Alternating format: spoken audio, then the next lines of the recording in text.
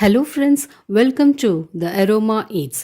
இன்றைக்கி நம்ம சேனலில் பார்க்கக்கூடிய ரெசிபி என்னன்னு பார்த்தீங்கன்னா, எல்லாருக்கும் ரொம்ப பிடிச்சி விரும்பி சாப்பிடக்கூடிய ஒரு ரெசிபி தான். அதாவது ஒரு ஸ்வீட் டிஷ் தான் பார்க்க போகிறோம், குலாப் ஜாமுன். இது ஒரு இன்ஸ்டன்ட் மிக்ஸ் வச்சு எப்படி செய்யலான்னு பார்க்க போகிறோம். பொதுவாக குலாப் ஜாமுன் செய்யும்போது பார்த்தீங்கன்னா, குலாப் ஜாமுன் வெடிச்சு வருது, இல்லைனா கெட்டிமாக இருக்குது, சுகர் சிரப்பில் நல்லா ஊறல அப்படின்னு சொல்லுவாங்க. ஆனால் இன்றைக்கி இந்த குலாப் ஜாமுன் மிக்ஸை வச்சு நம்ம பர்ஃபெக்டாக எப்படி செய்யலான்னு சொல்லி தான் பார்க்க போகிறோம். இந்த ரெசிபி எப்படி செய்யலான்னு பார்க்குறதுக்கு முன்னாடி நம்ம சேனலை இது வரைக்கும் சப்ஸ்கிரைப் பண்ணாதவங்க சப்ஸ்கிரைப் பண்ணிக்கோங்க. நோட்டிஃபிகேஷனுக்கு பெல் ஐக்கானையும் கிளிக் பண்ணிக்கோங்க. இந்த ரெசிபி செய்கிறதுக்கு நான் பேம்பினோவோட instant gulab jamun mix packet தான் எடுத்திருக்கேன். உங்களுக்கு எந்த பிராண்ட் விருப்பமோ அந்த பிராண்ட் எடுத்துக்கலாம். நீங்கள் இது 175 கிராம் உள்ள பேக்கெட்டு. இந்த மிக்ஸை ஒரு பவுலில் ட்ரான்ஸ்ஃபர் பண்ணிவிட்டு நல்லா கட்டி இல்லாமல் கலந்து விட்டுக்கோங்க. அடுத்து இதில் பால் கொஞ்சம் கொஞ்சமாக சேர்த்துக்கலாம். இது காய்ச்சி ஆற வச்ச பால் தான். இதுக்கு பாலுக்கு பதிலாக நீங்கள் தண்ணி கூட சேர்த்துக்கலாம். ஆனால் கொஞ்சம் கொஞ்சமாக தான் சேர்க்கணும். அட் அ டைம் நிறைய பால் சேர்த்திங்க இல்லை தண்ணி சேர்த்திங்க அப்படின்னா அது குழ குழன்னு ஆகிடும். அதனால நம்ம பார்த்து எவ்வளோ தேவையோ மாவுக்கு தேவையான அளவு மட்டும் சேர்த்துக்கலாம். மாவு ரொம்ப அழுத்தி சப்பாத்தி மாவு மாதிரி பிசையக்கூடாது. கொஞ்சம் ஜென்டலாக பிசைங்க. மாவு கொஞ்சம் ஸ்டிக்கியாக தான் பிசையணும். அப்போ தான் குலாப் ஜாமுன் நல்லா வரும். இது ஒரு 15 நிமிஷம் ஊறட்டும். மாவு பிசைஞ்சு ஊற வைக்கிறதுக்கு முன்னாடி எவ்வளோ ஸ்டிக்கியாக இருந்துச்சு. ஆனால் இப்போ பார்த்தீங்கன்னா நல்லா கொஞ்சம் கெட்டிமாகவும் ஆயிடுச்சு. நம்மளுக்கு உருட்டுற பதத்துக்கு வந்துருச்சு. கையில் நெய்யோ இல்லை எண்ணெயோ தடவிட்டு சின்ன சின்ன உருண்டைங்களாக உருட்டி எடுத்துடலாம். இந்த மாதிரி உள்ளங்கையில் வச்சு நல்லா ப்ரெஸ் பண்ணி உருட்டினீங்கன்னா நல்லா கிராக் இல்லாமல் உருண்டைங்கள்லாம் நல்லாயிருக்கும். இந்த மாதிரி எல்லா உருண்டைங்களையும் உருட்டி எடுத்துக்கலாம். இது மீடியம் சைஸில் உருட்டினீங்கன்னா கிட்டத்தட்ட 30 உருண்டை செய்யலாம். அடுத்து ஒரு கடாயில் எண்ணெய் சூடு பண்ணிக்கலாம். எண்ணெய் ரொம்ப சூடாக இருக்கக்கூடாது, மீடியம் சூடாக தான் இருக்கணும். இப்போ உருட்டி வச்ச உருண்டைங்கள்லாம் கொஞ்சம் கொஞ்சமாக சேர்த்துக்கலாம்.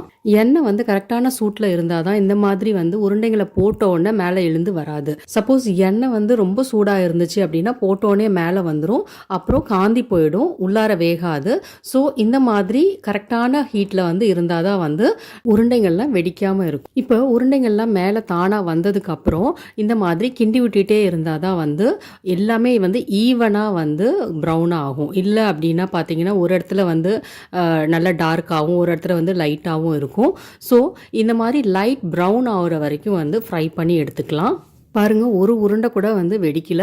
இந்த மாதிரி லைட் ப்ரௌன் ஆனோன்னு உருண்டைங்கள்லாம் எடுத்து ஒரு டிஷ்யூ பேப்பரில் போட்டு வச்சிடலாம். இந்த மாதிரி உருட்டி வச்ச எல்லா உருண்டைங்களையும் ஃப்ரை பண்ணி எடுத்துக்கலாம். அடுத்து சுகர் சிரப்பு எப்படி செய்யலான்னு பார்க்கலாம். ஒரு கடாயில் 1/2 கிலோ சர்க்கரை சேர்த்துக்கோங்க. அதே அளவு தண்ணியும் சேர்த்துக்கலாம். தண்ணி கிட்டத்தட்ட 500 மில்லிலிட்டர் சேர்த்துருக்கேன். 6லேருந்து 7 ஏலக்காய் சேர்த்துக்கலாம். ஏலக்காய் தூளாக இருந்தால் கூட தூளும் சேர்த்துக்கலாம். இதை நல்லா கலந்து விட்டுக்கோங்க. மீடியம் ஃப்ளேம்லேயே இருக்கட்டும் அடுப்பு. இப்போ குங்குமப்பூ தேவைன்னா கொஞ்சோண்டு சேர்த்துக்கலாம். இப்போ சர்க்கரை கரைய ஆரம்பிச்சிருச்சு. சர்க்கரை கரைஞ்சோன்னே ஃப்ளேமை ஹையில் வச்சு ஒரு 5 நிமிஷம் சர்க்கரை பாகை கொதிச்சா கரெக்டான பதமாக இருக்கும். இதுக்கு கம்பி பதம்லாம் எதுவும் கிடையாது. ஒரு 5 நிமிஷம் கொதிச்சாலே போதும். அவ்வளோதான். அடுப்பை ஆஃப் பண்ணிவிட்டு இந்த சூடாக இருக்கும் போதே இந்த உருண்டைங்களையும் போட்டுடலாம். இதுலேயே சர்க்கரை பாகு சூடாக இருக்கும் போதே ஏன் போடுறோம் உருண்டைங்களை அப்படின்னா, நல்லா சீக்கிரமாக ஊறிடும், அதனால தான் போடுறோம். இப்போ அதை நல்லா கலந்து விட்டுட்டு மூடி வச்சுருங்க. 1 மணி நேரம் நல்லா ஊறட்டும். அப்போ தான் இந்த உருண்டைங்கக்குள்ளே அந்த சர்க்கரை பாகு போய் நல்லா ஜூஸியாக இருக்கும். நல்லா ஊறினதுக்கப்புறம் பார்த்தீங்கன்னா குலாப் ஜாமுன்லாம் நல்லா பெருசு பெருசாக ஆயிடுச்சு. நல்லா சாஃப்டாகவும் இருக்குது, ஜூஸியாகவும் இருக்குது. அவ்வளோதான், நம்மளோட சுவையான குலாப் ஜாமுன் ரெடி. இதுக்கு மேலே திருவின பாதாம் கொஞ்சம் டெக்கரேஷனுக்கு போட்டுக்கலாம். நான் சொன்ன இந்த மாதிரி சின்ன சின்ன டிப்ஸு ட்ரிக்ஸ் எல்லாம் ஃபாலோ பண்ணி சூப்பரான குலாப் ஜாமுன் நீங்களும் வீட்டில் செஞ்சு பாருங்கள். வீட்டில் ட்ரை பண்ணி பார்த்துட்டு எப்படி வந்துச்சுன்னு கண்டிப்பாக கமெண்ட் பண்ணுங்கள்.